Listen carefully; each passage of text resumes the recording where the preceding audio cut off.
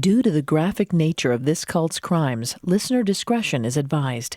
This episode includes discussions of sexual abuse, suicide, and suicidal ideation that some people may find offensive. We advise extreme caution for listeners under 13. On May 20th, 2012, John Wangsgard climbed up the stairs to his house, a heavy feeling in his heart.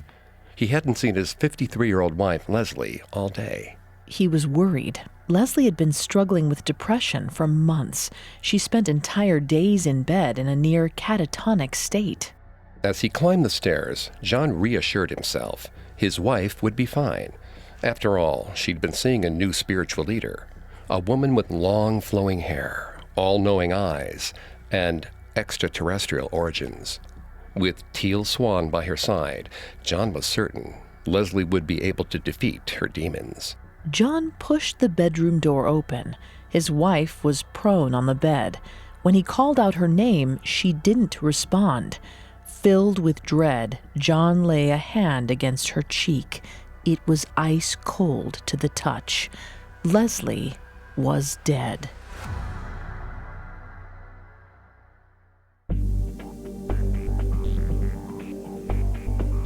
Hi, I'm Greg Polson. And I'm Vanessa Richardson. And this is Cults, a Parcast original.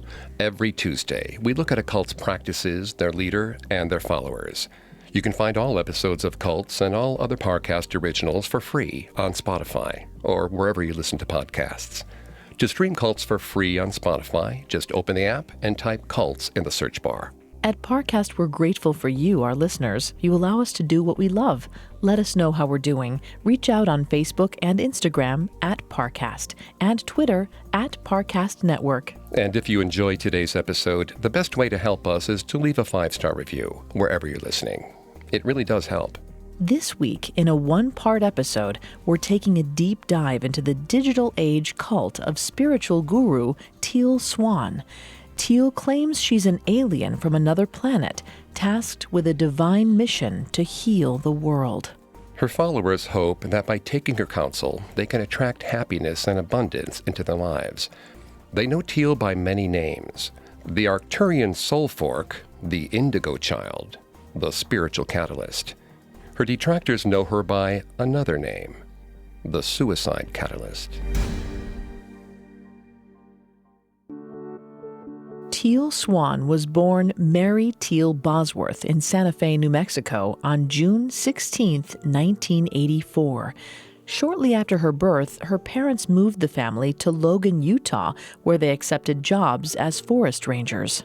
The family lived in a small 2-room cabin with no indoor plumbing. Neighbors were few and far between. Furthermore, what neighbors they did have were devout Mormons, much like the rest of Logan's populace.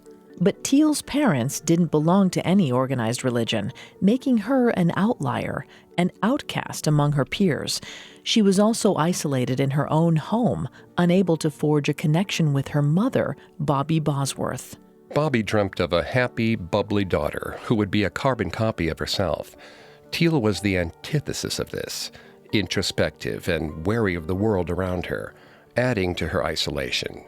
Teal claimed she was born with extrasensory abilities. Teal claimed that from birth, everything around her appeared as energetic vibrations. Where others saw negative space between solid objects, Teal saw waves of energy connecting all things as one.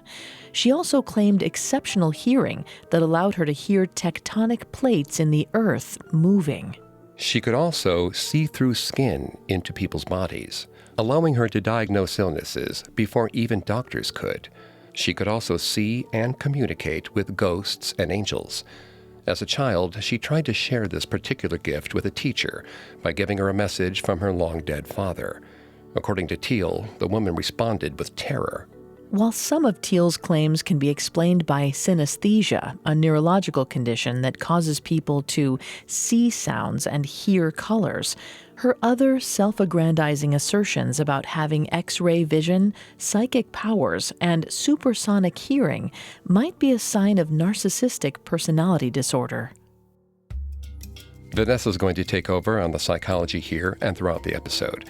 Please note, Vanessa is not a licensed psychologist or psychiatrist, but she has done a lot of research for this show. Thanks, Greg. Teal's claims of being born with extrasensory superpowers suggest a pathological need to be recognized as special and superior. According to the DSM-5, people suffering from narcissistic personality disorder have a grandiose sense of self-importance. They're overly preoccupied with fantasies of unlimited power and brilliance. When Teal told her parents about her abilities, they weren't sure what to do. They never co-signed her belief that she had superpowers, but they did allow that she had heightened sensitivities. Her parents were friends with a local veterinarian and health expert who Teal called Doc. When Doc offered to mentor Teal and help her to deal with her sensory overload, her parents felt a sense of gratitude and relief. However, according to Teal, Doc had far more nefarious intentions. One morning in 1990, 6-year-old Teal was riding her pink bike around the block. Unbeknownst to her, Doc was tailing her. Once he determined there was nobody around, he pulled Teal off her bike and raped her. After the brutal assault, Doc revealed that he was Teal's real father. Then he promised to kill her entire family if she ever told anybody what he'd done. Teal was terrified, believing every single word out of the adult's mouth. After the attack, Doc started taking Teal to meetings with 2 cults. The first, a satanic coven, and the second, a Mormon blood covenant cult. The latter believed it was their job to rid the world of evil. On the contrary, the satanic coven wanted to commune with the devil. Teal claimed that for the next 13 years, Doc pulled her out of school during the day and snuck her out of bed at night so that he could take her with him to cult meetings. According to Teal, he'd do this right under her parents' noses. Teal claimed that she was raped, tortured, and abused at these meetings. The members of the Mormon blood covenant cult believed her powers were from the devil, so they performed exorcisms on her. Conversely, the Satanic Coven believed she was an oracle with the ability to access the underworld, so they drank her blood in an attempt to gain her mystical powers. Most alarmingly, Teal claimed that she witnessed members of the satanic cult ritualistically sacrifice several children. Teal herself was often used as bait to entice these children into fatal situations from which there was no escape. If Teal's claims of abuse are to be trusted, her daily life from the ages of 6 to 19 was one of endless horror. Believing that Doc would indeed murder her family should she speak up, Teal cut herself and attempted suicide several times to deal with the mental strain of her double life. Teal's parents couldn't understand what was causing their daughter's distress. They took her to therapist after therapist, to no avail. They leaned ever more on Doc's largesse, encouraging his continued visits and mentorship. On different trips, Doc allegedly dosed Teal with ketamine, a form of veterinary anesthesia. He drugged Teal to better program her. Programming is what Teal called the brainwashing technique Doc used to ensure her compliance. The ketamine put her in a suggestible state, making her more likely to believe every lie he told her. According to medical information company Cerner Multum Incorporated, dizziness, hallucinations, and severe confusion can all be side effects of ketamine. These things were all part of Teal's daily hell with Doc. She thought she'd never escape her abuser. And then one night, Doc made a mistake. In 2003, Doc dosed 19-year-old Teal with ketamine, as usual, and threw her into the back of his van. After years of being drugged, Teal claimed that her tolerance for ketamine was so high that on that night she remained conscious, if groggy. Teal's vision swam as Doc drove his van down the dark road. She had no idea where he was taking her. After hours of driving, Doc pulled over in the middle of the woods. He dragged Teal to a clearing and showed her a dead body. Then, trying to convince Teal she was responsible for the man's death, Doc threw her to the ground and screamed, "Look what you do when I'm not watching you every second." On prior occasions, when Doc told Teal she'd committed some horrible crime, her memory would be so ravaged by ketamine that she'd believe him. She'd believe that she needed Doc, because without him, she was capable of all manner of evil. But this night was different. This night, Teal hadn't lost consciousness, so she remembered everything that had happened. When Doc told her she killed the man in the woods, Teal didn't believe him. This moment of disbelief triggered a complete dismantling of Teal's trust in Doc. After all, if he was lying about this, what else could he be lying about? That night, after watching Doc eat pieces of the dead man's body and burn the remnants, Teal got into her car and drove 3 hours to Salt Lake City. As the road unfurled behind her, Teal realized she was free from her abuser for the first time in 13 years. Once in Salt Lake City, Teal took refuge with her friend Blake Dyer. She didn't know him that well. They'd only met once before. But what had struck Teal about Blake was his innocence and kindness. In her moment of distress, she gambled that she'd be safe with him. At Blake's prompting, Teal told him what Doc had done to her over the past 13 years. Horrified, he promised her she could stay with him in Salt Lake City.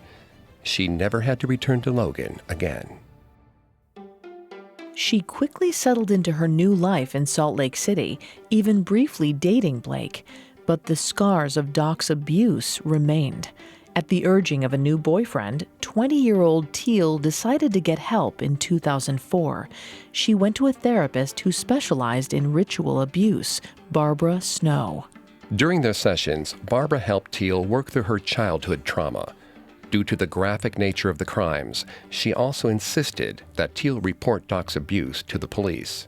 The following year, Teal went to the North Park Police Department in Logan, Utah. The police found her credible enough to move forward with the case. However, Teal was still too terrified of her childhood abuser. She refused to testify against Doc. The case stalled. Teal did her best to carry on with her life. She enrolled at a local college for a short time, majoring in philosophy, before dropping out, throwing herself wholeheartedly into winter sports instead. Teal employed a similarly indecisive approach to her love life. After breaking up with the man who encouraged her to go to therapy, in 2006, Teal married her next boyfriend after only a few months of dating. Less than a year in, the relationship imploded, and Teal got an annulment. Months later, she remarried, this time to a man named Mark Scott. Teal and Mark enjoyed a far more stable relationship.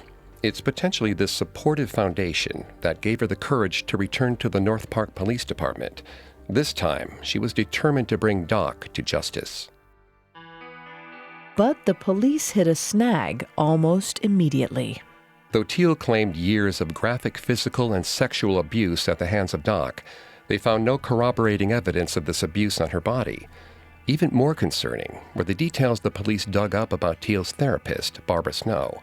She was heavily involved in the satanic panic phenomenon.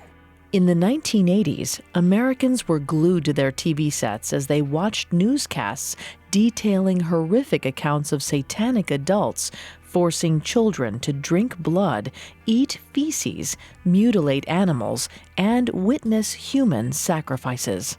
Despite a total lack of physical evidence, at least 26 people were sent to jail. Their convictions were based off of statements from the young children alleging the crimes and the supporting testimony given by the therapists who treated them. Barbara Snow was one of the most notorious of these therapists. Several of her underage patients in Lehi, Utah, claimed that they were ritualistically sexually abused. Barbara accused potentially dozens of adults of sexual crimes. But in a subsequent trial, one of her 10-year-old patients reportedly testified that she initially tried to convince Barbara that she had never been abused. She claimed that she only gave in to the therapist's relentless pressure after realizing Barbara wouldn't let her go until she accused someone of ritual abuse. The sheer number of accusations suggested a modus operandi of a therapist with questionable ethics at best and destructive practices resulting in false memories at worst. Barbara's past and the lack of physical evidence corroborating Teal's claims in the present made investigators loath to pursue a case against Doc. So, once again, the investigation stalled. The discovery of Barbara's past raises several questions. Were Teal's traumatic memories of Doc's abuse entirely fabricated or warped by Barbara Snow with a satanic overlay? More sinister, were these memories of abuse wholly implanted by Barbara in therapy? Therapists who suspect a repressed memory utilize many techniques, such as hypnosis or focused, probing questions, until they unearth the hidden traumatic memory they believe is responsible for the patient's present malaise. However, the concept of a repressed traumatic memory is controversial. Prevailing studies show that when a person experiences a traumatic event of the ilk described by Barbara's patients, they're much more likely to remember said event in graphic detail. Despite being made aware of Barbara's past, Teal insists that her memories of Doc's abuse happened. She remembered them happening. But no evidence has ever been found to substantiate Teal's claims. Still, this didn't stop Teal from using her satanic victimhood bona fides as a foundation on which to build a spiritual empire. Her harrowing story of survival would ultimately lead thousands of depressed people to place their unwavering trust in Teal. Next, Teal starts a YouTube channel, causing followers to flock to her in droves. Now back to the story. By 2008, 24-year-old Teal Swan had worked hard to establish a new life for herself in Salt Lake City, Utah. Wanting to move past her childhood of traumatic sexual abuse, she pursued a career as a speed skater. However, Teal claimed that her training for speed skating was at such an extreme level that she was putting herself into premature menopause. This claim might be yet another sign of Teal's narcissistic penchant for exaggeration. Although she described her foray into winter sports as a serious career, the truth is Teal never placed in any competitions or races of record. After consulting with various doctors, Teal decided, along with her husband Mark, to quit professional skating so that they could try for a baby. In 2009, after a year of trying, 25-year-old Teal gave birth to her only son, Winter Scott. According to Teal, the minute she saw her son, she was filled with fear because Winter had a crystal aura. Teal credited her own indigo aura as the proof of her extrasensory powers. On seeing her son's crystal aura, she immediately knew his extrasensory abilities would eclipse even her own. This discovery made her realize she could no longer run away from her abilities. She had to learn how to deal with them so she could guide her son. Eventually, Teal realized that she should be thinking bigger than just helping Winter. She needed to help the world. She decided to start a YouTube channel to share the inherent knowledge she possessed from her extrasensory abilities. Despite Teal's claims of egalitarian motivations, there's a more likely explanation for why she turned to YouTube and not the Salvation Army. In a since-deleted blog post, Teal recounted knowing that she wanted to be famous and on people's television screens since she was 4 years old. Whether she was inspired by charity or narcissism, 26-year-old Teal began making YouTube videos in early 2011. Initially, she uploaded a video series called Ask Teal. In her 30-second to 20-minute videos, Teal claimed that the universe was comprised of energetic vibrations, or source. People were one with source energy, their bodies merely a temporary physical manifestation of their higher selves. Teal also claimed that death was impossible because the higher self was eternal. In her videos, she claimed her higher self was an extraterrestrial from the planet Arcturus. Since death was impossible, Teal claimed to have lived 12 times. Teal also preached the law of attraction. She claimed this was a universal tenet, dictating that positive thoughts and beliefs manifested a positive reality. By the same token, negative thoughts and beliefs attracted negative realities. However, manifesting desires wasn't as simple as thinking positive. According to Teal, people's realities were also affected by negative thoughts they might not even be conscious of. She called these negative subconscious beliefs shadows. In order for people to attract the positive things they wanted, they must first do shadow work to root out their negative core beliefs. It's only when these beliefs were remedied that people would be able to manifest the things they wanted. It's obvious why this belief system was attractive to Teal's viewers. It preached that death was temporary and their higher selves were eternal. Furthermore, it stated that everything they wanted was theirs for the taking. All they had to do was hyper-focus on their desires, identify and remedy their negative core beliefs, and boom, they could manifest millions of dollars, sexy soulmates, and as Teal claimed in an early interview, even the ability to fly. It's important to note that this belief system was not unique to Teal. The law of attraction was based on a belief system popularized by Esther Hicks, an inspirational speaker in the 1980s. Neither was shadow work entirely Teal's invention. Its method of leading questions in search of unconscious beliefs bore startling similarities to the probing repressed memory techniques used by therapists like Barbara Snow. Despite the lack of originality in her core teachings, when Teal began uploading videos to YouTube in 2011, her content resonated with viewers across the globe, which begged the question, if Teal's gems of wisdom weren't unique, why were people watching?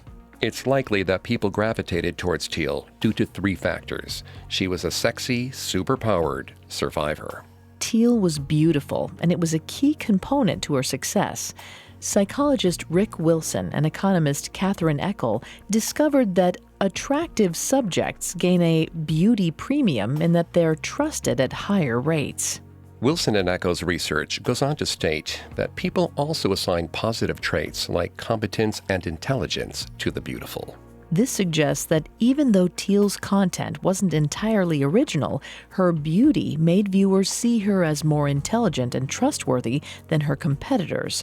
Therefore, viewers flocked to her. Teal was well aware of the effect of her beauty. In an early video, she claimed that a panel of extraterrestrial beings from the planet Arcturus chose to make her beautiful because they believed it would better aid her in spreading her crucial teachings. In addition to her beauty, Teal's claims of extraterrestrial origins were a huge part of her appeal. In early videos, Teal claimed these powers allowed her to access the Akashic records.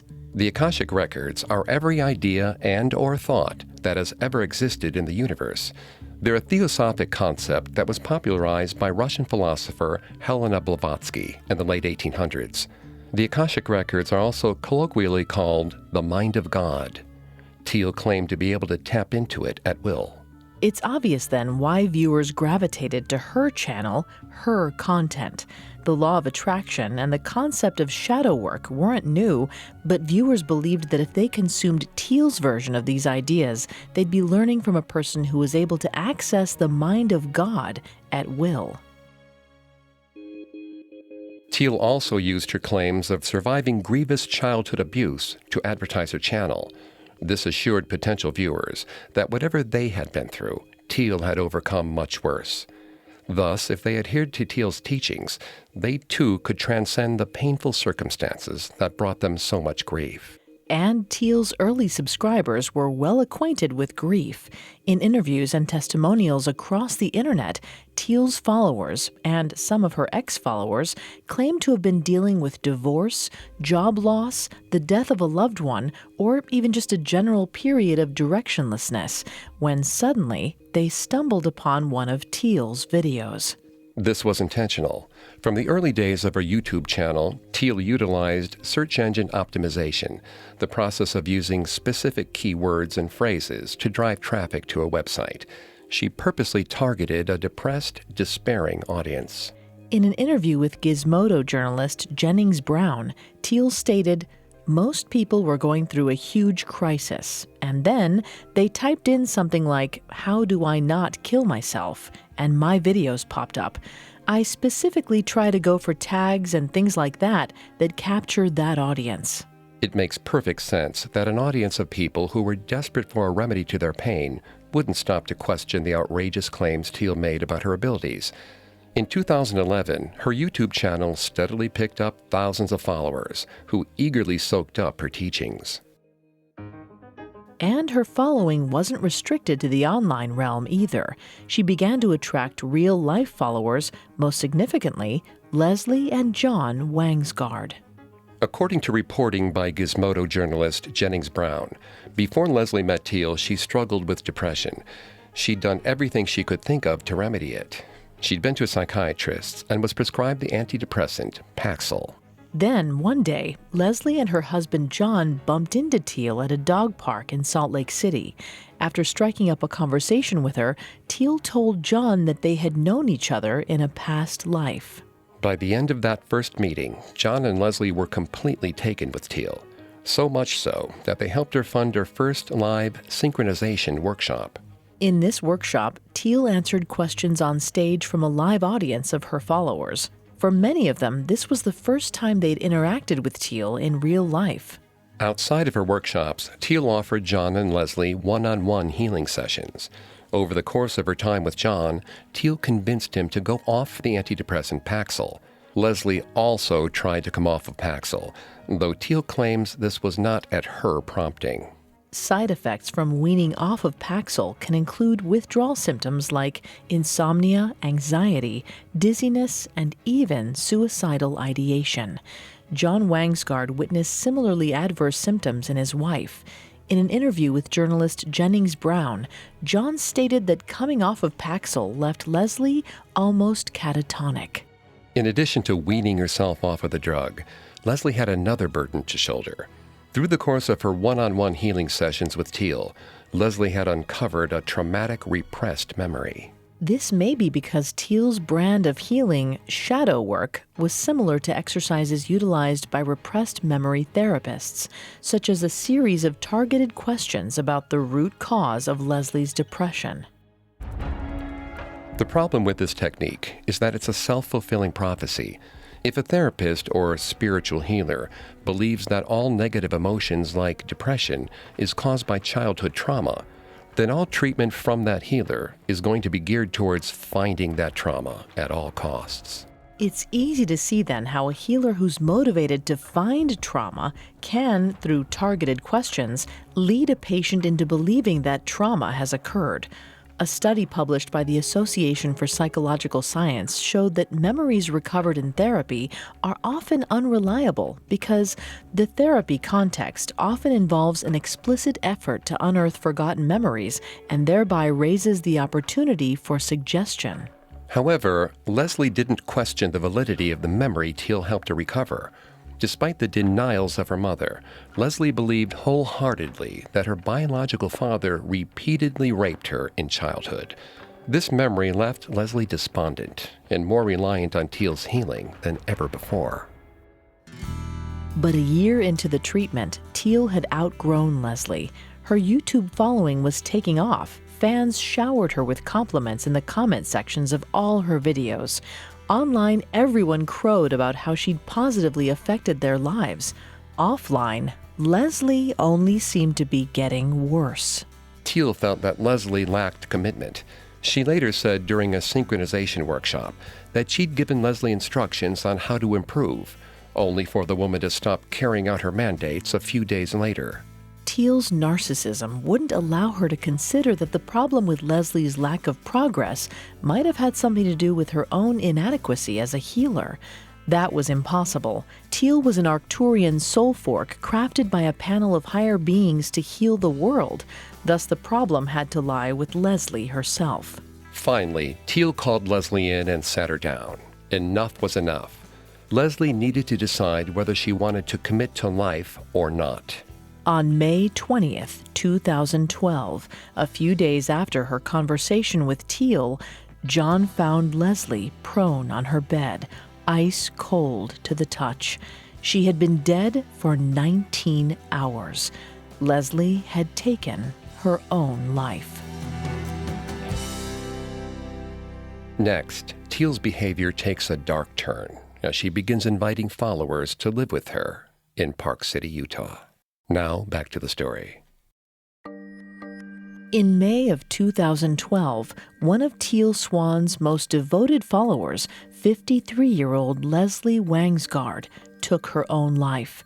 Her husband, John, immediately called their spiritual leader, screaming and hysterically crying after discovering his dead wife. But Teal seemed almost casual about the news.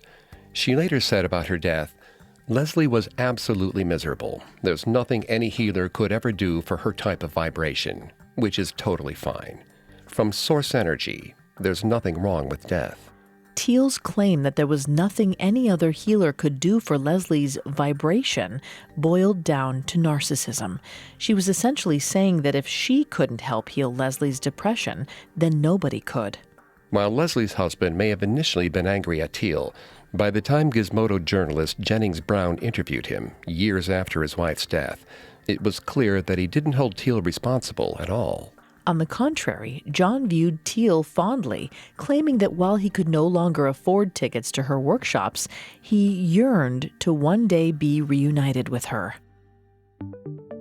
As for Teal, Leslie's suicide didn't slow down her ambitions in the slightest. That same year, in 2012, 28-year-old Teal established a company with her ex-boyfriend turned business partner, Blake Dyer. She called the company Teal Eye. In an interview, Teal stated that she wanted to implement positive world change through Teal Eye. Furthermore, she envisioned the company growing to a size that would allow her to buy countries so that she could start doing new societies. In 2012, Teal Eye was nowhere close to implementing such lofty goals. However, Teal was trying her best to create new societies. First, she started a Facebook group called Teal Tribe so that her online followers, who had begun to call themselves Tealers, would have a place to congregate digitally. Then, Teal invited her most dedicated Tealers to come live, travel, and work for her as unpaid volunteers. Teal called this cohort of people her intentional community. By 2013, Teal had around 8 people in her intentional community. She would soon have a 9th, Cameron Clark. Like so many of Teal's followers, Cameron first discovered her through a YouTube video while she was going through one of her darkest periods in her life. She had just lost her job working as a manager for a Fortune 500 company. Depressed and vulnerable, Cameron was searching for answers. Teal's videos appeared to her like a light in the darkness. After reading Teal's books, her blog, and consuming all the videos she could find online, Cameron decided to fly to Santa Barbara so she could attend one of Teal's synchronization workshops in the flesh. After the workshop, shy but excited, Cameron walked up to meet Teal. Shortly after introducing herself, Teal told her that she was part of a soul family with Blake Dyer. Teal claimed that Cameron and Blake had shared so many past lives together that it was almost boring for the rest of them. Cameron was skeptical, however. Teal's teachings had so resonated with her that she asked if she was a vibrational match to join the intentional community. Teal smiled and said, "It's about time. Welcome home." So 6 months after stumbling upon the first of Teal's videos, Cameron packed up her life and moved to Utah to live and work as an unpaid volunteer. Upon arriving in Utah, however, Cameron realized that Teal was far from the put-together, wise woman she held herself out to be online. Teal adamantly refused to do any household chores.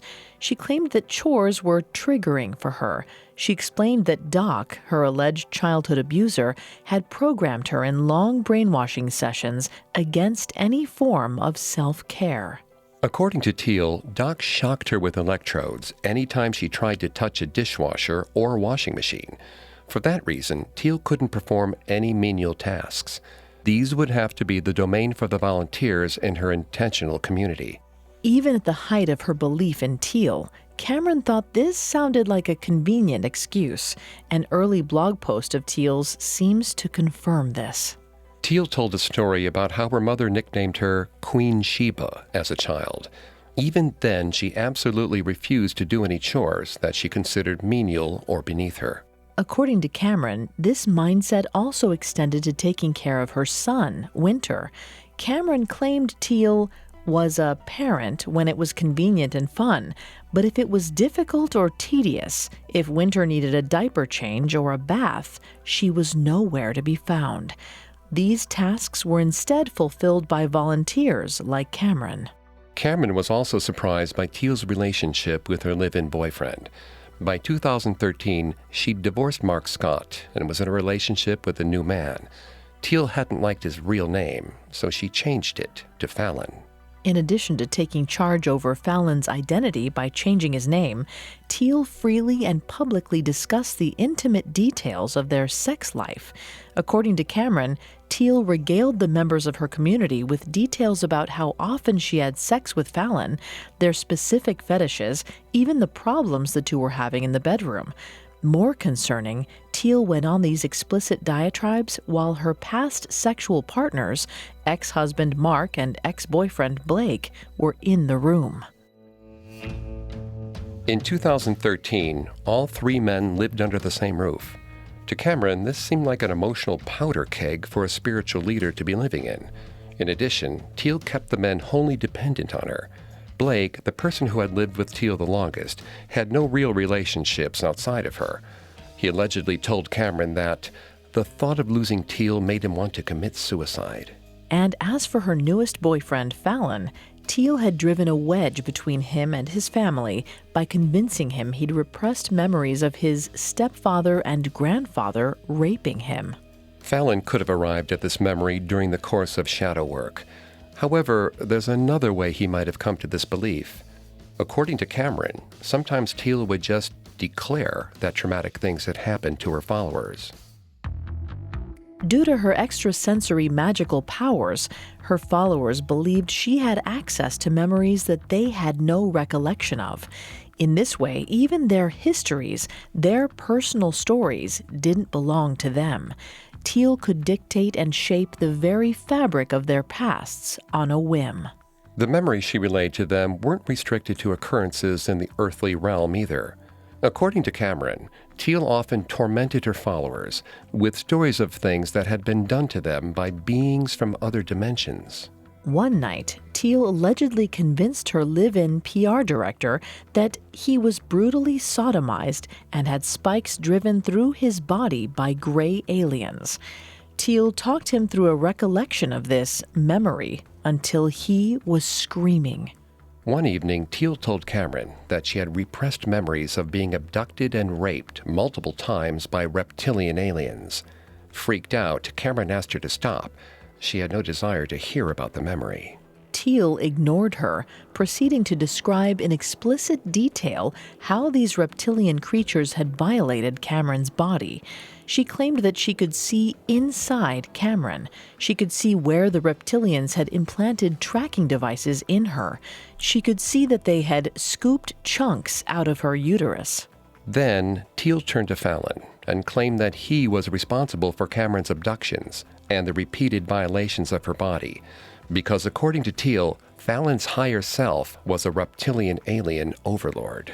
Teal claimed the facial tics Fallon was born with were not a medical condition, but rather proof of his reptilian soul not being completely phased with his human body. Then, at Teal's prompting, a horrified and contrite Fallon apologized repeatedly to Cameron for violating her. In hindsight, Cameron thinks Teal was threatened by her friendship with Fallon, so she concocted this tale to drive a wedge between them. Researchers support this insight. According to a study performed by University of Münster's Stephanie Wurst, in romantic relationships, narcissists perceive rivals everywhere. They seek to protect themselves from a negative self-view by derogating others. Though that night was horrifying, it wasn't the event that ultimately convinced Cameron to leave Teal's intentional community for good. Their final blow-up started innocuously enough. Teal had asked Cameron and the rest of the volunteers to read a book called Woman Code. Days later, Teal's cat, Cosmos, rubbed up against Cameron. In response, Teal calmly told Cameron that Cosmos was a holographic soul projection from the planet Sirius. By rubbing up against her leg, Cosmos was trying to send Cameron telepathic images of her pancreas to tell her that her blood sugar was off. Cameron replied that she'd just read a passage in Woman Code, the book Teal had asked her to read, that mentioned a connection between the pancreas and blood sugar. Cameron hadn't meant the comment as a reproach, but Teal immediately bristled. Teal accused Cameron of energetically hurling a dagger at her. Then, in front of the other members of the house, Teal systematically broke Cameron down. Her attack culminated in telling Cameron that she was suicidal. But Cameron pushed back on this, insisting she had never been suicidal in her life. Teal doubled down, asking, "What if I told you that you were passively suicidal?" Again, Cameron rejected this. She would never kill herself. She wouldn't do that to her family. She considered suicide a selfish act. To this, Teal calmly replied, "It's about time you were selfish, isn't it?" Cameron was stunned into silence, but Teal wasn't finished. She told Cameron that she could see inside her. She could see her thoughts. She could see her vibrations. And Cameron was a match to breast cancer and ulcers. Then Teal told Cameron she needed to decide whether she wanted to commit to life. Those are the exact words she'd used with Leslie Wangsgard, who had gone on to kill herself. Then Teal told Cameron to get into her car, drive, and decide whether or not she was going to commit to life. In the aftermath of the fight, Fallon was able to convince Cameron to stay, but the altercation destroyed any illusions she had about Teal. When Cameron first came into the house, she believed Teal was an all-knowing, benevolent being who sought only to effect positive change in the world.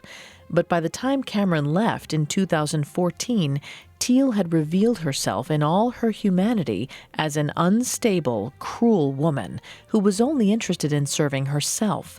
Not wanting to sacrifice any more of her time or sanity, Cameron packed up her bags and left. Just like Leslie's death didn't slow Teal down, Cameron's decision to flee Utah similarly gave her no pause. Teal continued to build her empire, and by 2015, she had 200,000 YouTube subscribers. She held more synchronization workshops in exotic locales across the globe, charging her followers hundreds of dollars per ticket. All the while, the Teal Tribe Facebook group cheered her on, crediting her with radically improving their lives. The next year, Teal's followers amassed to 300,000, and she decided to establish a sacred space for healing in Costa Rica. She called this retreat Philia, after the ancient Greek word meaning friendship and affection.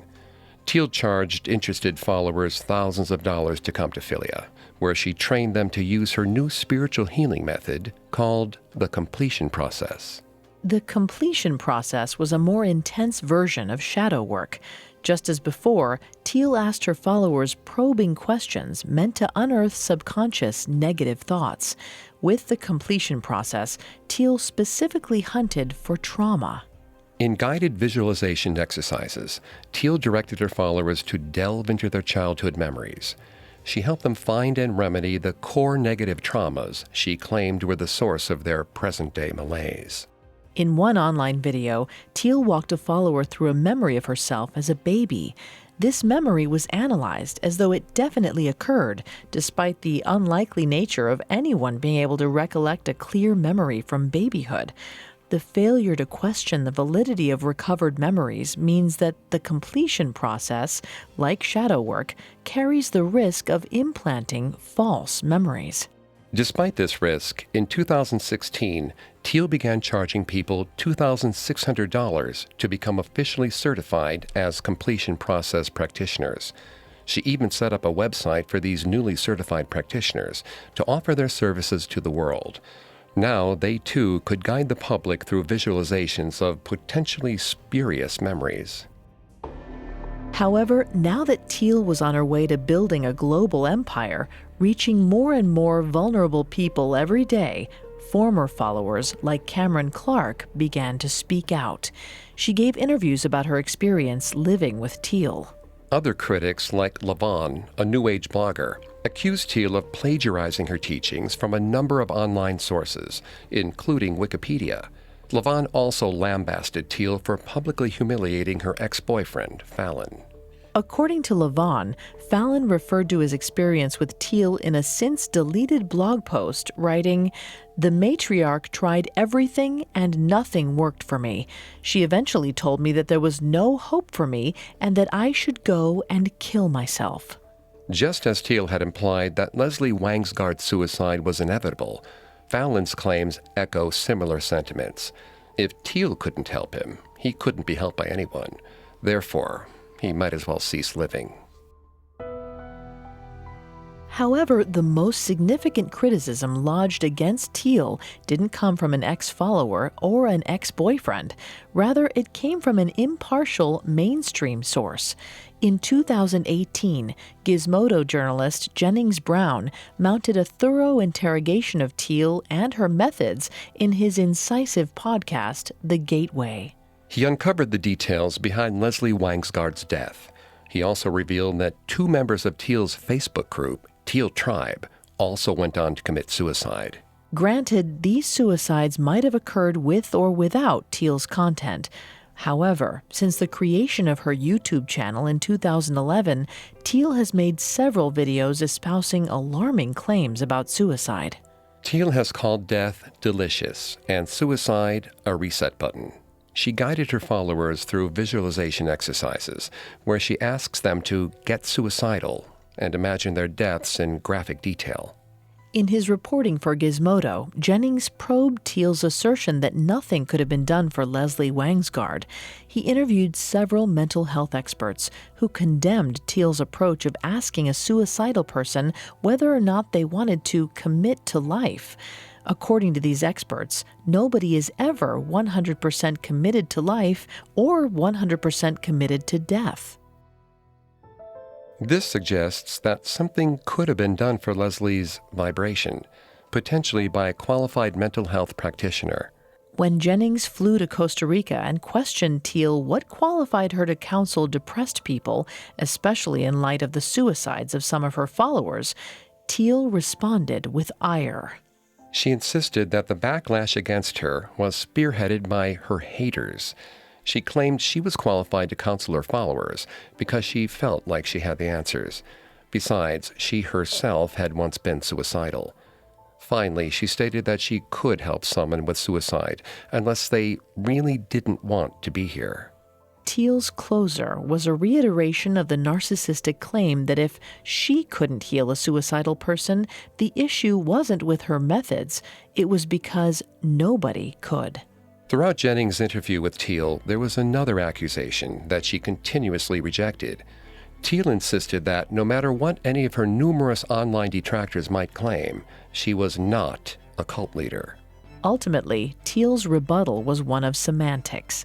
It didn't matter in the case of Cameron or Fallon or Leslie whether Teal adhered to the specific requirements for a cult leader.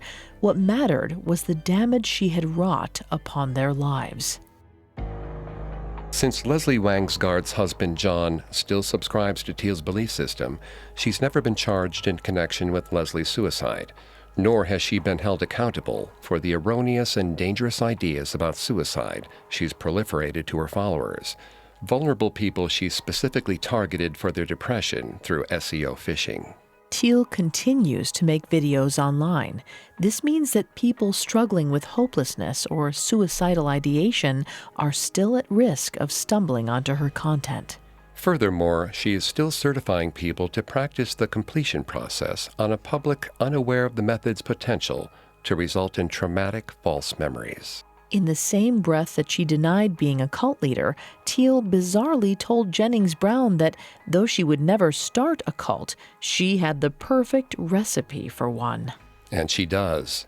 Teal's utilization of SEO to target followers and her cultivation of online spaces to build community are proof positive of a recipe for a new kind of cult, one that operates 24 hours a day, all days of the week, and lives just inside your computer.